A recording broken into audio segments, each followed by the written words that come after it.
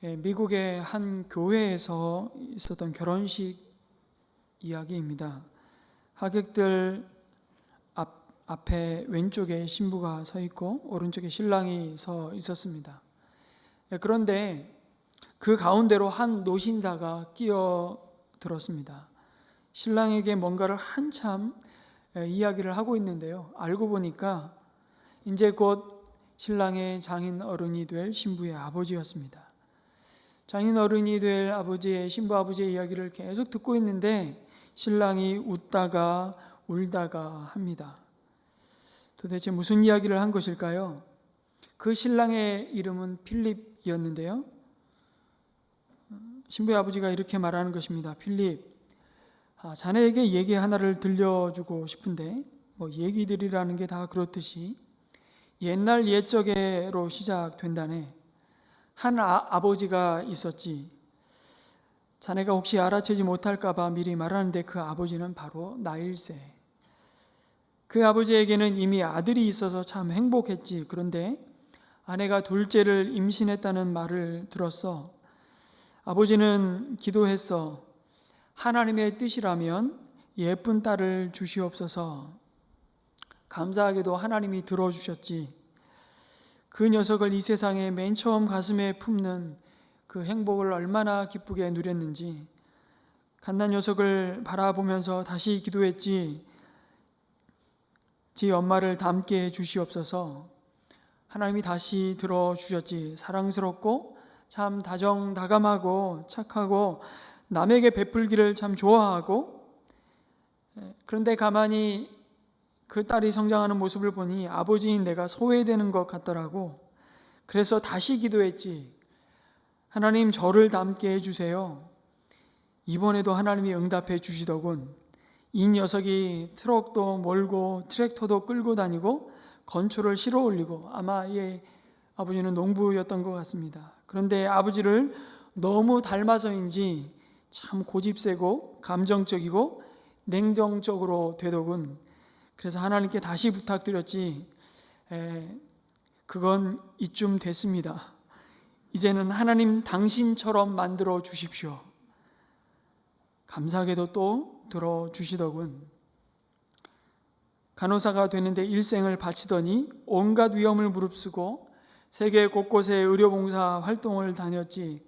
죽음 문턱에서 사람들을 살려내기도 하고 숨을 거두는 사람들의 손을 끝까지 붙잡아 주기도 했지. 나는 마지막으로 한 번 더 기도드렸다네. 하나님, 제 딸 행복하게 해주십시오.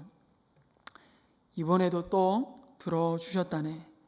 그래서 만난 것이 자네일세. 저 녀석 얼굴에 저 표정 보이나?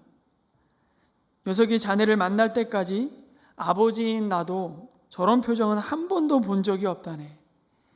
그래서 나는 그것이 그리 고맙고 감사하다네. 오늘 나는 나에게 가장 소중했던 존재를 자네에게 양보하는 것일세. 그래서 말인데 한 가지만 명심해 주게. 나와 하나님은 그 녀석의 오늘을 위해 최선을 다했다네. 한 가지만 더 충고 같은 말을 해도 자네 들어주겠나? 신랑이 네라고 대답합니다. 그리고 장인어른 이렇게 충고합니다. 아버지인 나와 하나님 아버지가 그렇게 공들이고 애써온 것을 자네가 절대 망치지 말아주기를 간절히 부탁하네. 그렇게 말하는 것이었습니다. 정말 주례사가 따로 없는 것 같습니다.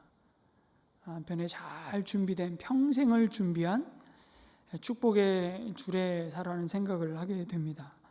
이것이 결혼을 앞둔 자녀를 향한, 혹은 결혼시킨 딸을, 아들을 결혼시킨 모든 아버지의 마음 아니겠습니까? 아니, 그 전에 우리의 영원한 아버지이신 하나님의 소원이기도 합니다. 여러분, 오늘 우리에게 주시는 민수기 말씀이 바로 이것입니다. 하나님은 자신이 짝지어 주신 부부의 관계가 삼위 하나님을 닮아가기를 간절히 소망하십니다.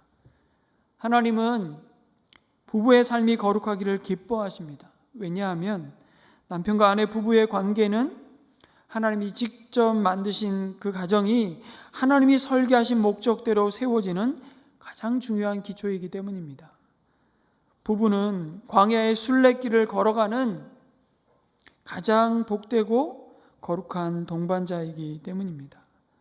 그래서 하나님이 주신 그 은혜를, 그 복을 빼앗아가는 모든 부정함과 죄에 대해서 오늘 말씀이 굉장히 단호하게 다루라고 말씀하십니다.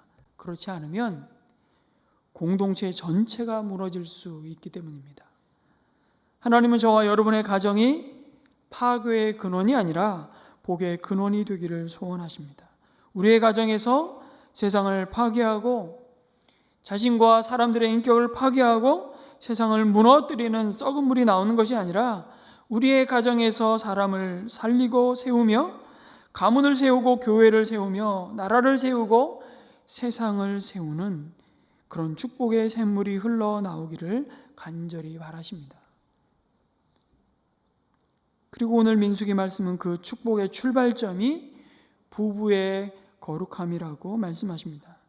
그리고 광야의 행군과 하나님이 약속하신 땅 가나안에 들어가서 그들이 그 땅을 하나님이 주신 땅으로 취하는 정복의 그 성공과 실패는 바로 한 부부의 성결함과 그로 인한 하나님의 거룩하신 임재로 판가름 난다는 사실을 강조하고 또 강조하십니다. 여러분, 우리는 지난주에 민수기 5장 말씀에서 광야 이스라엘 백성이 성막을 중심으로 하나님의 거룩한 동행을 위해서 무엇을 준비해야 할지를 살펴보았습니다. 그 첫 번째가 하나님이 함께 거하시는 그 이스라엘의 진영이 사람의 부정과 죄로 오염되지 않도록 악성 피부병과 유출병자와 그 다음에 시체와 접촉한 자들을 격리하도록 하셨던 것입니다. 그리고 함께한 이웃에게 심각한 피해를 입히고 고통을 준 것에 대해서는 반드시 5분의 1을 더해서 보상하고 하나님께 속건제 제사를 통해서 죄사함을 받으라고 말씀하시죠. 그 죄가 공동체를 파괴하지 못하도록 하라는 명령이었습니다.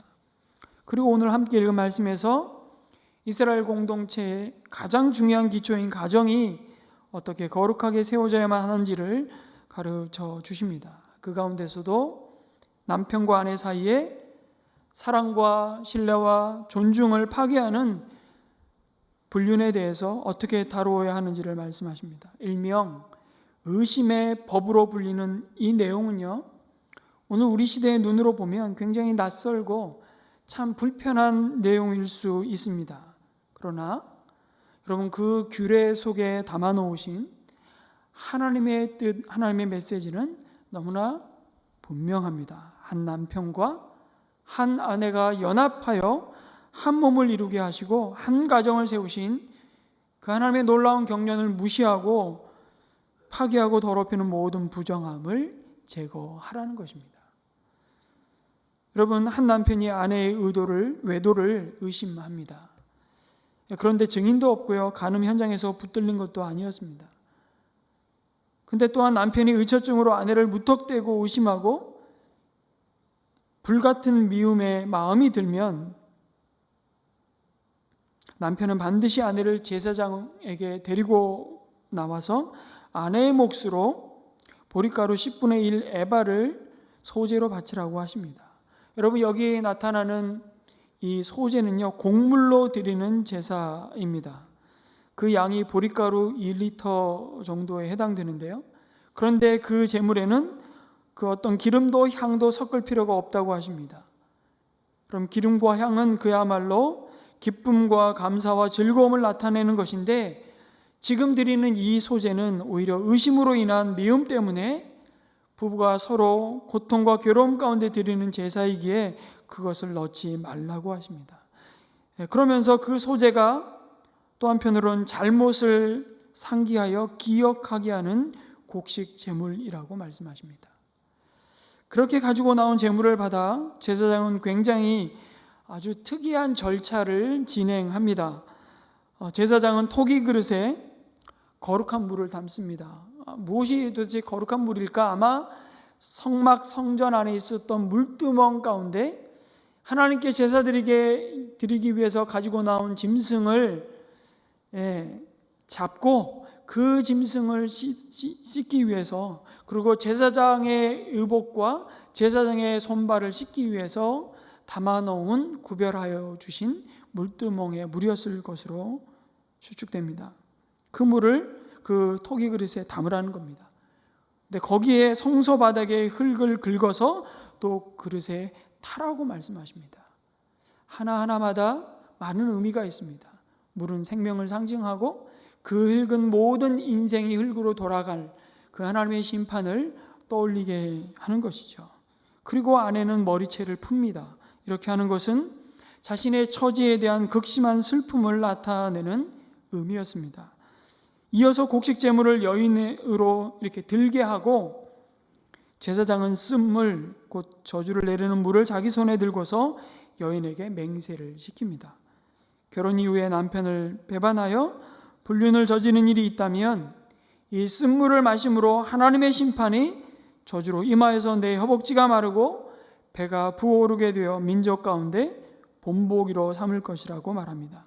그러나 만일 그러한 일이 없다면 오히려 그 남편의 의심으로 인한 모든 미움으로부터 벗어나고 오히려 임신을 하게 될 것이라는 축복의 선언을 맹세하고, 여인은 그 맹세에 대해서 아멘, 거듭 아멘으로 응답하게 하십니다.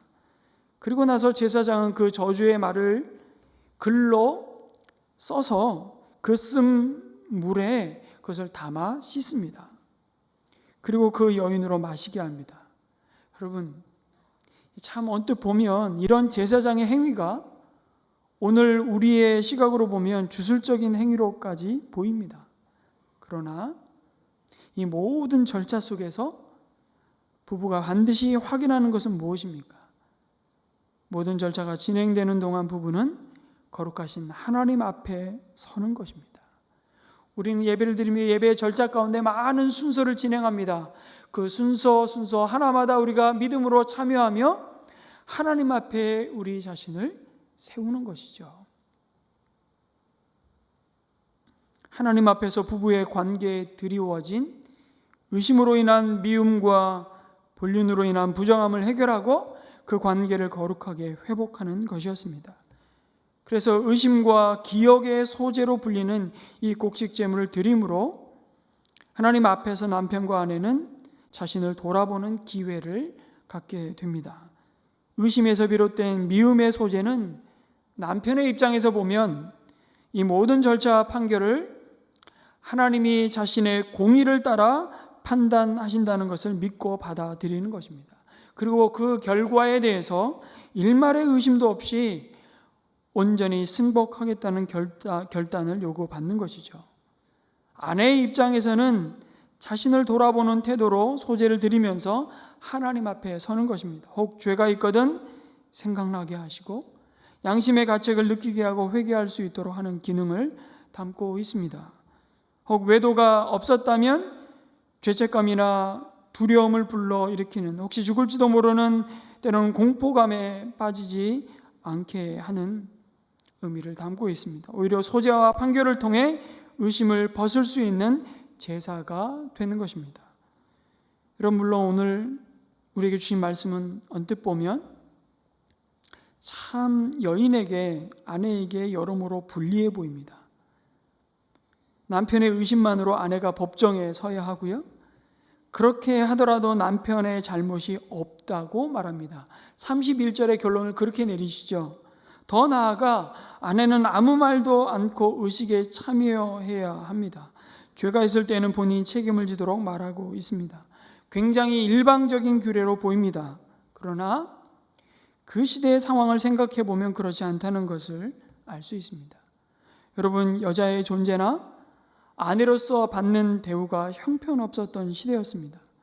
남편은 일방적으로 의심을 하고 아내를 정죄하고 자기의 임의대로 심판할 수 있었습니다. 여러분, 인간의 타락으로 말미암아 아담과 하와가 부부가 에덴 동산에서 쫓겨난 그 관계는 사실 이미 기울어진 운동장과 같았습니다. 하나님은 그런 환경에서 정말 또다시 상처와 파괴적인 제안을 하고 있는 것이 아니라 사실은 아주 파격적인 제안을 하신 것이죠. 그래서 남편이 아내를 의심하며 미운 마음이 부를 듯 일어날 때 그 문제를 하나님 앞에 가지고 나오라는 것입니다. 내가 임의로 내 마음대로 네 생각대로 처리하지 말고 억울한 아내가 생기지 않도록 그 여성의 결백을 호소할 수 있도록 하나님의 재판을 받을 수 있도록 하셨던 겁니다. 그 전제는 다른 것이 아닙니다. 그것을 방치하거나 남편의 임의대로 아내를 학대하거나 폭력을 행사하거나 이혼하여 그냥 버린다면 그것은 더 심각한 죄가 된다는 사실을 남편에게 먼저 경고하는 것입니다. 철저한 남성 중심의 가부장적인 사회에서 말씀드린 대로 아내들은 언제든지 억울하고 부당한 대우를 받을 수 있었습니다. 하나님은 이것을 아시고 아내인 여성의 권리를 보호하고 가정을 지키기 위해서 이 규례를 명하셨습니다. 여러분, 실제로 그러면 아내의 의심, 유체증이 아니라 의부증을 가진 아내를 위해서 남편을 세우는 법은 없습니까? 제가 볼 때는 남편이 훨씬 그 유혹 가운데 하나님이 부부 가운데 주신 거룩함을 훼손할 가능성이 훨씬 높아 보이는데요. 여전히 그렇죠. 그런데 남편의 법은 따로 명령하고 있지 않으십니다. 거 보세요. 이것 자체로 불공평한 거 아니냐고. 그러나 여러분, 실제로 신명기 22장의 말씀에 보면 남편이 함부로 아내를 미워하며 비방하고 혹은 누명을 씌워서 무고하게 거짓된 소문을 낼 경우에는 여러분, 장로들 앞에 반드시 세워 엄중하게 판단을 받게 하라고 명령하십니다. 그리고 심지어 무고하게 아내를 억울하게 행한 일이면 장로들로부터 남편은 심각한 매질을 받게 되었습니다. 그리고 장인에게 그 불명예에 대한 보상으로 100세겔로 벌금을 물리게 했습니다. 그리고 남편은 하나님 앞에서 평생 이 아내를 내보낼 수 없도록 명령하고 있습니다. 하나님은 왜 이 의심의 법을 주셨을까요? 가정이 무너지면 공동체도 함께 무너지기 때문입니다. 언제나 인류 문명에 있어서 이 쇠락의 역사를 살펴보면 그곳에는 꼭 하나님이 직접 창조하신 기관인 이 가정이 그 창조의 목적을 잃어버리고 훼손되어 무너지는 역사가 먼저 되풀이되었다는 사실을 보게 됩니다. 여러분, 그 로마 제국이 망한 이유 중에 가정의 붕괴를 제1번으로 보는 사회학자들이 꽤 많습니다. 그 많은 돈, 그 화려한 문명, 그 많은 군사력, 그 엄청난 대국의 로마가 왜 망했을까요? 그 사회를 구성하고 있는 가장 기초 단위인 사람의 세포와도 같은 가정이 무너져 버렸기 때문입니다. 여러분, 히틀러가 600만이나 되는 유대인들을 죽인 그 끔찍한 사건, 그 많은 희생과 아픔을 낳은 2차 세계대전이 여러분 왜 일어나야 했습니까? 많은 이유와 원인을 우린 분석하고 이유를 댈 수 있지만 저는 오늘 이 말씀에 비추어서 이렇게 말씀드리고 싶습니다. 히틀러의 가정이 붕괴되었기 때문입니다. 히틀러는 어려서부터요, 자기의 어머니가 놀아나는 유대인 정부에 대한 원한과 함께 자랐다고 합니다. 그래서 마음에 계속해서 분노를 이렇게 저주의 말로 채웠죠. 내가 크면 유대인들을 다 죽이겠다. 참 생각해보면 가장 안전하고 따뜻해야 할 가정은 결코 안전한 곳이 아니라는 사실을 역사는 우리에게 거듭거듭 보여줍니다. 그래서 하나님은 이미 오래전에 이 가정이 무너지지 않도록, 특별히 부부 사이의 거룩함이 깨어지는 그 죄가 스며들지 않도록 이 의심의 규례를 주셨습니다. 그래서 이 의심의 법은요, 징벌을 내리기 위해 마련된 방법이 아니라 사실은 남편의 의심을 제거하고 부부를 더욱 연합케 해서 바로 세우는데 그 목적이 있었습니다. 당연히 오늘 우리는 이 규례를 따라 부부 사이에 일어나는 문제를 판단하지는 않습니다. 그러나 이 규례가 담고 있는 하나님의 뜻은 변함없이 오늘 우리의 부부의 삶에도 동일하게 적용됩니다. 이 말씀은 가정의 순결함과 거룩성을 유지하라는 것이죠. 그것은 1차적으로 하나님이 부부의 관계 안에서만 누리도록 즐거워하도록 허락하신 아름다운 성을 지키는 것입니다. 그것이 하나님이 정하신 질서이기 때문입니다. 하나님이 정해놓으신 그 길을 떠나버리면 부부와 그 가정 공동체는 마치 항로를 이탈한 비행기처럼 곧바로 위험에 직면하게 되고 마는 것입니다. 여기서 여인이 배반하였다, 배반하여라고 배반이라고 말하는 이 말은 빗나갔다라는 뜻입니다. 항로를 벗어났다는 뜻입니다. 그 항로를 벗어나지 않도록 조심하라고, 벗어났다면 속히 돌아오라고 말씀하고 있는 것이죠.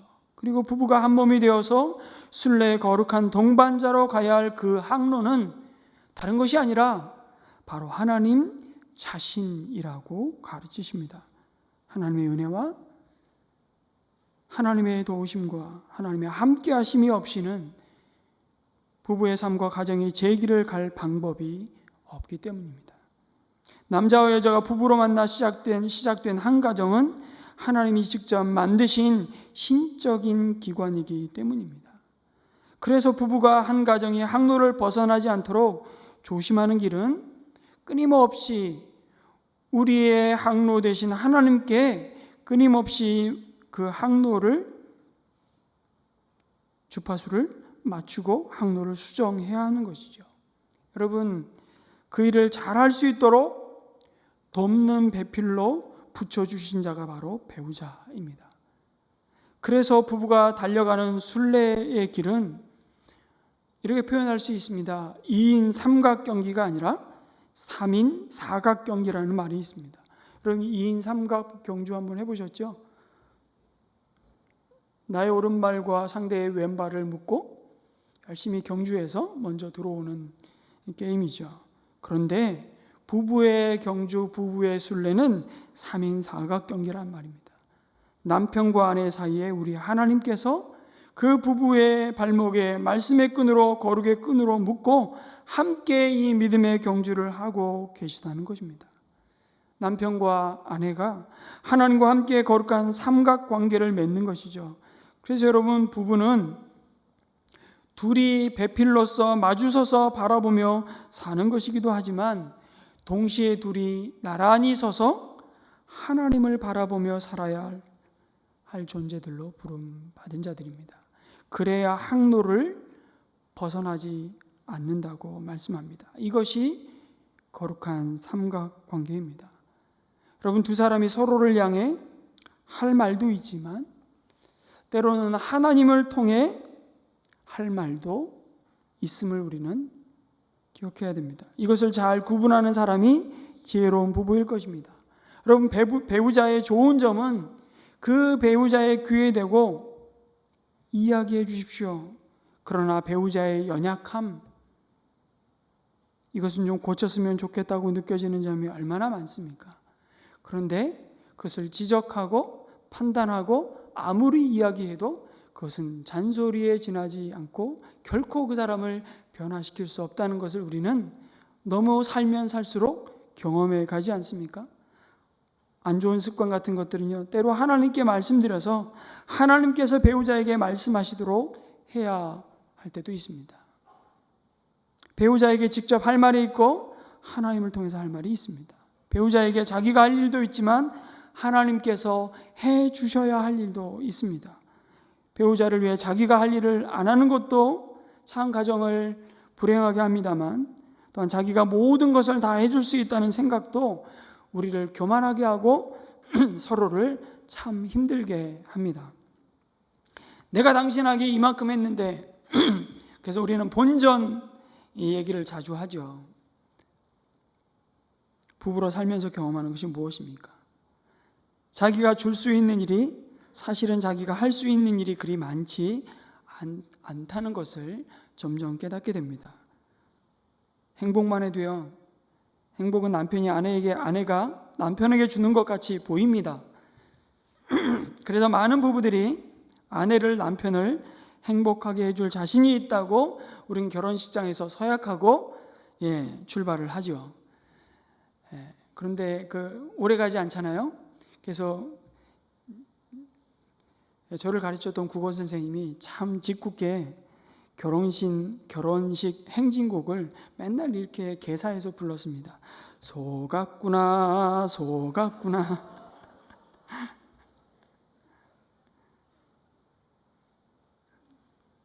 참 매력을 느꼈던 그 매력이 결혼과 동시에 참 우리의 삶을 불편하게 만들고 부당하게 만들고 참 짜증나게 만드는 경험을 곧 하게 된다는 그런 표현이겠죠.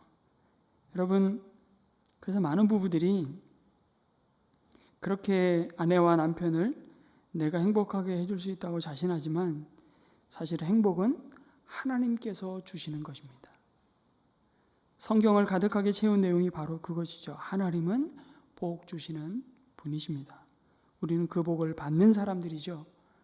아니, 이미 받은 사람입니다. 그 받은 복을 전하는 자지 복을 만들 수 있는 자도 아니고 그 복을 사실은 내가 가진 것으로 사실 줄 수 있는 것은 아무것도 없습니다. 그런데 우리는 착각을 하죠. 아내를 행복하게 해줄 수 있고 남편을 행복하게 해줄 수 있다고 말입니다. 여러분, 행복은 예수 그리스도를 믿는 자에게 하나님이 주시는 은혜의 선물입니다. 그래서 두 사람이 마주서서 서로에게 행복을 구하고 서로에게만 만족을 구하고 즐거움을 구하면 참 괴롭고 힘들어집니다.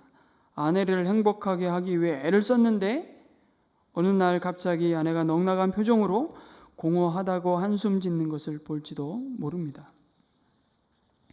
행복은 사람이 줄 수 있는 것 같지만 하나님께서 주시는 것입니다. 그래서 하나님의 말씀에 순종할 때 하나님께서 주시는 것인데 그 타이밍이 참 절묘하기 때문에 마치 자기가 준 것 같은 착각을 하게 되는 것이죠. 그래서 부부는요, 마주 서서 말씀드린 대로 서로를 바라보고만 살지 말고 나란히 서서 주님을 바라보며 살아야만 길을 잃지 않는다고 말씀합니다. 거룩한 삼각관계가 왜 그렇습니까? 주님께 더 가까이 나아갈수록 부부의 그 친밀함은 더 깊어지기 때문에. 그래서 여러분, 하나님이 하와를 만드시고 아담에게 데려오시면서 남편의 돕는 배필로 주셨는데 여러분, 배우자를 향한 진정한 도움은 배우자가 하나님께 어제보다 오늘, 오늘보다 내일 더 가까이 가도록 돕는 것이 진짜 도움입니다. 남편이 아내에게, 아내가 남편에게 주어야만 하는 가장 큰 헌신이 있다면, 그 순종이 있다면 그것은 배우자가 하나님을 바라보도록, 하나님을 끊임없이 만나도록 돕는 것입니다. 그것이 부부의 삶을 거룩하게 세워가는 길입니다. 그 기초 위에 부부가 서로에게 깊이 헌신해야 할 내용을 가르치고 있는 것이에요.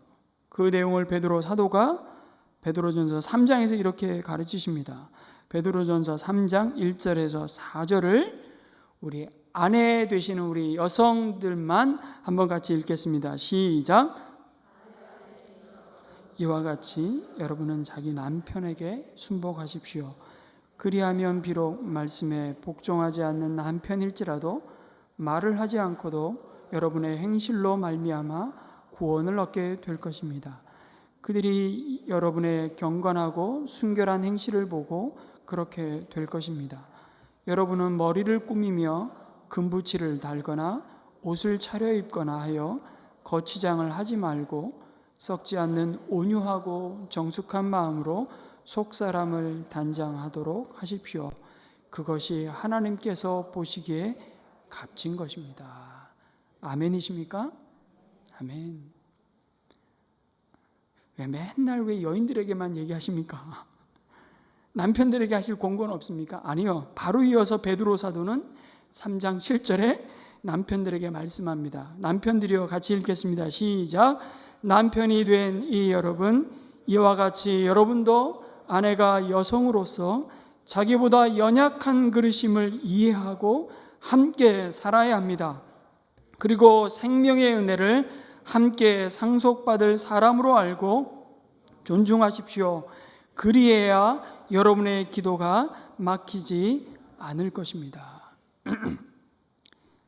이 말씀을 읽는데 왜 이렇게 목이 메이는지 모르겠습니다.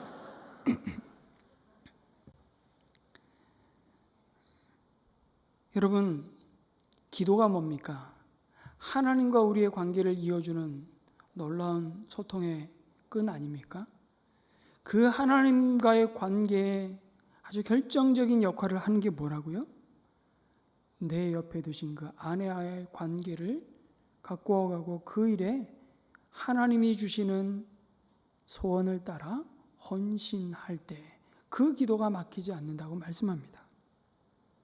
그리고 사도 바울은 이 부부의 관계에서만 누리게 하신 놀라운 비밀, 성적인 교제는 그리스도와 교회의 연합의 신비에 비유하실 만큼 거룩하고 복된 것이라고 말씀합니다. 이것은 부부가 성령의 하나 되게 하심을 계속 지켜나가는 데 있어서 너무나 중요한 의무이고 섬김이라고 가르치시죠. 그러시면서 이것에 대해서도 아주 이기적인 자기중심적으로 요구하지 말고 상대방 중심의 이타적인 순종으로 섬기라고 가르치십니다. 그럼 고린도전서 7장 3절에서 4절 말씀을 같이 또 읽겠습니다. 시작. 남편은 아내에게 남편으로서의 의무를 다하고 아내도 그와 같이 남편에게 아내로서의 의무를 다하도록 하십시오. 아내가 자기 몸을 마음대로 주장하지 못하고 남편이 주장합니다. 마찬가지로 남편도 자기 몸을 마음대로 주장하지 못하고 아내가 주장합니다. 여러분, 여기서 이 부부가 서로에게 다해야 할 의무는 성적인 의무를 가리킵니다. 여러분, 고린도 교회 비그리스도인 은혜 밖에 있는 사람들이 아니라 성도 가운데 심각한 문제, 하나님의 몸인 성전을 더럽히는 음행의 문제가 일어났을 때 바울이 그 가정을 지키고 부부의 삶을 거룩하게 복음 안에서 말씀으로 세워가기 위해서 주신 말씀이 고린도전서 7장입니다. 그 맥락에서 볼 때 그럼 그 의무가 어떠해야 한다는 것이죠? 자기 중심이 아니라 철저하게 배우자 중심의 성생활을 해야 한다는 것입니다. 이것이 바로 아가페 사랑입니다. 이것을 바꿔 말하면 상대방의 유익을 구하는 것입니다. 상대방을 기쁘게 하는 것이죠. 상대방을 사랑하기 때문입니다. 우리는 주는 사랑을 부부의 침실에서부터 실천할 수 있어야 한다고 말씀합니다. 얼마나 실제적이고 구체적인지 모릅니다. 아니, 바울은 도대체 결혼을 했던 사람인지 안 했던 사람인지 정확하게 알 수 없습니다. 그렇게 이해하는 게 맞을 것 같아요. 그 나이에 랍비로서 결혼을 안 했다는 것도 유대 사회로 볼 때 굉장히 사실은 이해하기가, 받아들이기가 쉽지 않은, 그래서 결혼을 했다면 오히려 바울은 복음을 받아들이고 예수님을 영접하는 순간 그 아내로부터 버림받았을 것이다, 그 공동체로부터 버림받았을 것이다 라고 해석을 하기도 합니다. 그러나 또 바울은 아예 결혼하지 않았다 라고 많은 성경학자들이 바울을 이해하는데요, 결혼 안 한 바울이었다면 정말 성령에 주시는 감동과 지혜를 따라서 부부의 이 관계를 묘사해주고 있는 것으로 보입니다. 하나님께서 나를 조건 없이 사랑하셨던 것처럼 나도 내 배우자를 받아들이고 사랑해야 한다는 것을 가르치죠. 이것이 하나님이 만드신 가정을 얼마나 복되고 아름답고 건강하게 만드는지를 잊지 말라고 말씀하십니다. 부부 안에서 주신 이 즐거움을 건강하게 누리려면 서로의 다름을 이해하는 지혜가 분명히 필요할 것입니다. 이런 내용들은 부부의 삶 공부를 통해서 이제 개설을 할 텐데요. 삶 공부를 통해서 여러분 구체적으로 또 하나님의 말씀을 가지고 주신 지혜를 우리가 열심히 또 가르침을 받고 적용하고 부부의 관계를 세워가고자 노력해야 될 것입니다. 중요한 것은 나 아닌 배우자를 섬기고자 하는 태도가 중요하다는 것이죠. 그리고 사도 바울이 7장 5절로 아주 중요한 교훈을 주십니다. 같이 한번 읽겠습니다. 시작. 서로 물리치지 마십시오. 여러분이 기도에 전념하기 위하여 얼마 동안 떨어져 있기로 합의한 경우에는 예외입니다. 그러나 그 뒤에 다시 합하십시오. 여러분이 절제하는 힘이 없는 틈을 타서 사탄이 여러분을 유혹할까 염려되기 때문입니다. 아니, 주일 예배 때 뭐 이런 것까지 말씀하십니까? 아니요. 이 부부의 관계를 가꾸어가는 것이야말로 하나님과의 관계에 있어서 우리의 기도가 막히지 않는 중요한 순종이기 때문에 그렇습니다. 우리의 경건이 참으로 건강한지 여부를 알 수 있는 중요한 바로미터 중에 하나라고 말씀하시기 때문입니다. 바로 부부의 친밀함이 우리 경건에 중대한 영향을 미친다는 사실을 우리는 기억해야 합니다. 그래서 그리스도인 부부는요, 하나님이 부부라는 울타리 안에서 주신 이 복되고 아름다운 성을 가지고 그리스도를 경외함으로 피차 복종하고 섬김으로 부름받은 자들입니다. 이것을 소홀히 여기거나 오용하거나 남용하거나 왜곡시키는 것이 말씀처럼 이 시대 가정을 무너뜨리는 사탄의 전략이라는 사실을 우리는 알아야 합니다. 그래서 잠언 5장 지혜자는 15절에서 20절에 이렇게 우리에게 교훈해 주고 있습니다. 긴 말씀이지만 또 같이 읽겠습니다. 시작. 너는 내 우물의 물을 마시고 내 샘에서 솟아나는 물을 마셔라. 어찌하여 내 샘물을 바깥으로 흘러보내며 그 물줄기를 거리로 흘러보내려느냐. 그 물은 너 혼자만의 것으로 삼고 다른 사람들과 나누지 말아라. 내 샘이 복된 줄 알고 내가 젊어서 맞은 아내와 더불어 즐거워하여라. 아내는 사랑스러운 암사슴 아름다운 함노로 그의 품을 언제나 만족스럽게 생각하고 그의 사랑을 언제나 사모하여라. 내 아들아, 어찌하여 음행하는 여자를 사모하며 부정한 여자의 가슴을 껴안겠느냐. 성도 여러분, 혹시 부부의 관계에 은밀하고 잘 드러나지 않는 그 외도의 죄 가운데 빠지셨거나 여전히 그 가운데 머물러 있는 분이 혹시 계십니까? 잠정적으로 제가 느낌으로 추론하는 게 아니라요, 통계로 말씀드립니다. 우리 가운데 있습니다. 그러나 여러분, 통계로 보면 나는 외도하지 않고 불륜, 내 배우자에 대한 배신을 하지 않았다. 그러나 마음속으로 이 남자 말고 이런 남자, 이 여자 말고 이런 여자하고 한번 살아봤으면 어땠을까? 그런 생각 한 번쯤 해본 사람은 몇 %일까요? 별의별 통계가 다 있습니다. 대답해 보십시오. 몇 %일 것 같습니까? 제가 2부 예배 때 잘못 통계를 말씀드린 것 같아요. 왜 찔리세요? 말씀하는 70%입니다. 무려 굉장히 높죠. 그러나 실제로 외도 가운데 배우자에게 주신 그 관계의 깊은 상처와 고통을 경험한 커플은 몇 %일까요? 그리고 한국은 세계 몇일까요? 외도를 경험한 가정의 %, 한국은 세계 몇일까요? 하여튼 자살도 1위, 뭐도 1위, 저출산도 1위, 다 1위 하니까 1위라고 생각하시면 안 되고 2위입니다. 모술 일은 아니지만 그럼 1위가 궁금하시죠? 도대체 1위는 어딜까? 많은 분들이 미국이라고 생각하시는데 미국 아니고요. 태국입니다. 태국이 굉장히 성적으로 좀 뭐랄까요? 오래전부터 트랜스젠더 수술을 다 합법적으로 할 수 있는 나라, 그만큼 성적으로 자유분방하고 문란한 나라이기도 한데요. 그래서 태국이 제일 외도율이 높습니다. 주님은 그 자리에서 속히 회개하고 돌아서라고 경고하십니다.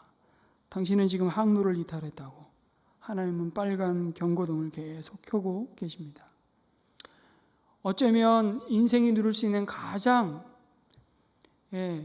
이 즐거움을 많이 누렸던, 때로는 그 쾌락으로 인해서 하나님이 만들어 놓으신 그 항로를 탈선하고 방황했던 솔로몬이 아가서 2장 15절에 정말 그가 어쩌면 유일하게 사랑했던 술람이 여인에게 했던 고백이 아가서인데, 그래서 유대인들은 미성년자, 성령이 되기 전까지는 아가서를 읽히지 않습니다. 성령이 돼서야 아가서를 읽히는데 굉장히 은밀하고 부부 안에서만 누릴 수 있는 그 즐거움에 대해서 노래하는데, 그 술람이 여인에게 이렇게 말하고 있습니다. 아니, 술람이 여인이 그렇게 말하고 있는 내용이죠. 아가서 2장 15절을 같이 읽습니다. 시작. 우리를 위하여 여우 곧 포도원을 허는 작은 여우를 잡으라. 우리의 포도원에 꽃이 피었습니다. 이건 사실 경고입니다. 포도원은 부부가 열심히 지키고 가꾼 가정을 비유하는 것이죠. 그런데 배우자의 그 외도는 가정을 무너뜨리는 작은 여우들 가운데 아주 치명적인 상처와 고통을 주어서 부부의 관계를 파괴시킵니다. 혹시 우리 가운데 배우자 외도로 인해서 이혼을 생각하시는 분이 계시다면 그 상처와 고통을 어찌 헤아릴 수 있겠습니까마는, 한 번의 외도, 한 번의 실수 때문에 너무 빨리 그 마지막 결심을 하지는 말기를 부탁드립니다. 물론 외도는 이혼의 조건이 될 수 있다고 성경은 명백히 가르칩니다. 그러나 외도 때문에 즉각적인 이혼이나 서둘러 이혼하는 것을 결코 격려하지는 않습니다. 제가 이 말씀을 준비하면서 주중에 예전에 읽었던 책들을 하나하나씩 꺼내서 읽다가 이동원 목사님이 쓰신 새 가정행전이라는 책을 다시 읽게 되었습니다. 그 내용을 읽는데 이런 간증을 하는 부부 얘기를 다시 읽게 되었습니다. 남편의 외도 때문에 이혼을 결심한 미국으로 이민을 간 한 부부의 사연이었습니다.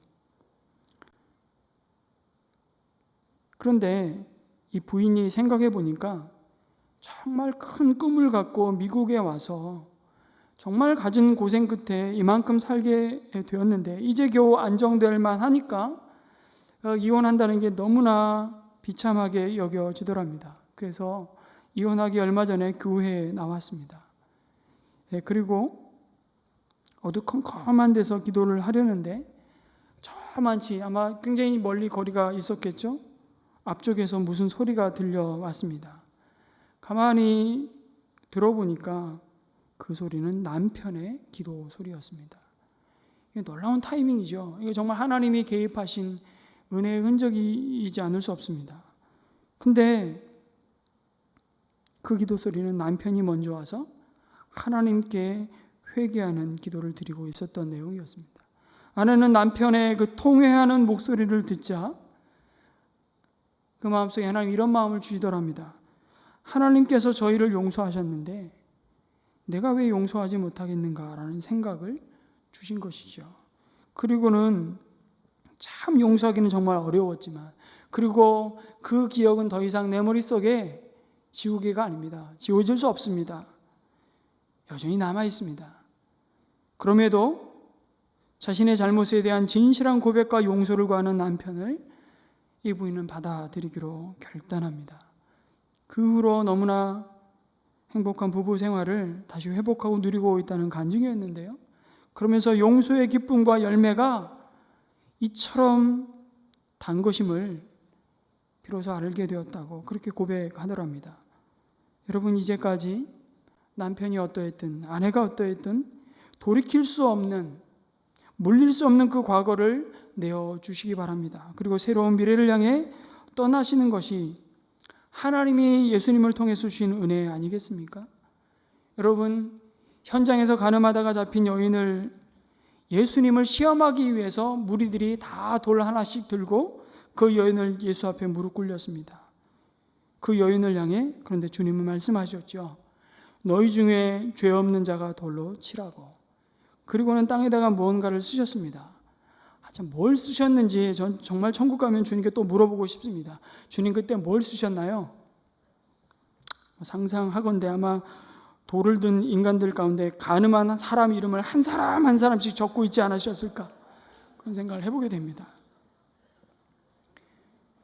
구약에서 여러분 하나님은 이스라엘과의 관계를 부부 관계로 말씀하십니다. 대표적인 말씀이 호세아서지요. 내 음란한 아내의 고매를 다시 데려와라. 그 여인을 포기하지 말아라. 포기하지 않는 사랑으로 우리를 찾아오시고 사랑하시는 그 은혜를 부부의 관계 속에서 이스라엘이 누리지 못할 때 이스라엘이 얼마나 비참하게 망가져 가는지를 구약은 보여줍니다. 반면교사로 이스라엘 백성의 삶을 드러내시죠. 우상을 섬기며 하나님이 아닌 그 하나님의 자리에 자신의 탐욕을 좇은 우상을 세우기 시작할 때 그 공동체가 얼마나 혹독하게 대가를 치르고 있는지를 경험하게 하십니다. 쾌락은 잠깐이었지만 그것의 결과가 너무나도 오랜 아픔과 상처로 남아있는 이스라엘 백성들을, 그리고 신약으로 넘어와서 그리스도와 새 언약 가운데 있는 성도를 교회의 관계로 설명하십니다. 신랑 되신 예수님과 신부된 교회의 관계로 말입니다. 여러분, 우리가 그리스도를 배신하는 행위에 대해서 마치 현장에서 간음하고 잡힌 이 여인이 겪고 있는 두려움과 이 엄격함에 대해서 우리에게는 적용하지 않고 있다는 것이 어쩌면 더 심각한 문제일 것입니다. 정말 이 의심의 법을 우리에게 적용한다면 신랑 되신 예수님 앞에 이 저주의 물을 마시지 않을 자가 누가 있겠습니까? 그러나 우리는 이 저주의 물을 마셔도 아무 일도 일어나지 않을 것입니다. 아무 일도 일어나지 않는 이유가 무엇일까요? 죄가 없기 때문입니까? 천만에요. 그것은 용서받았기 때문입니다. 그 죄를, 그 허물을 은혜로 덮고 있기 때문입니다. 그래서 우리는 자랑할 것도, 다른 사람 앞에서 의지될 것도, 우월할 것도 없습니다. 그리스도의 십자가가 아니면 이러한 놀라운 기적이 우리에게 일어날 수 없기 때문입니다. 성도 여러분, 5월 21일 어제가 혹시 무슨 날인지 아십니까? 대답이 여러분에게 나왔습니다. 5월 21일은 기억하십시오. 부부의 날입니다. 5월달 가정의 달을 맞아서 우리는 어린이 주일, 어버이 주일, 스승의 주일, 교사의 주일 다 시키는데, 그리고 5월 마지막 주, 넷째 주에는 입양 사랑의 주일을 지키는데 부부의 주일을 지키지 않는 것 같아요. 근데 올해는 5째 주가 있어서 오늘을 저는 부부의 주일로 정말 선포하고 싶습니다. 둘이 하나가 되었다는 의미에서 21일, 여러분 2007년부터 부부의 날을 법정 기념일로 지키고 있다는 거 아십니까? 법정 기념일이에요. 그 첫 주창자로 알려진 분이 권제도 목사님이신데 1995년도 어린이날에 TV에서 한 어린이의 인터뷰를 보면서 이분이 충격을 받아서 부부의 날 운동을 시작했다고 합니다. 그리고 2007년도에 국회가 통과시킨 이 법을 법정 기념일로 선포하고 많은 행사를 하고 있는 것이죠. 여러분, 그 어린아이의 인터뷰 내용이 뭔 줄 아십니까? 우리 엄마 아빠가 함께 사는 게 소원이에요. 그 말이었습니다. 여러분, 자녀에게 줄 수 있는 최고의 선물은 부부의 거룩한 연합입니다. 우리는 하나님이 공들여서 가꾸어 오신 그 작품인 남편과 아내를 순례길의 거룩한 동반자인 선물로 받았습니다. 그리고 그를 소중히 해야 할 사명자로 부름받았음을 기억하시기 바랍니다. 하나님 앞에 존귀하고 거룩한 부부의 관계를 이루어 가심으로 하나님의 복을 누릴 뿐만 아니라 그 하나님의 복을 다른 사람에게, 특별히 여러분, 우리가 수평 선교는 못해도 수직 선교는 해야 되지 않겠냐고, 우리 다음 세대 자녀에게 그 신앙의 유산을 이어주고 이어갈 수 있도록 그 하나님의 복을 끼칠 수 있는 그런 복된 가정으로 세워져 가기를 주님의 이름으로 축복합니다. 아멘.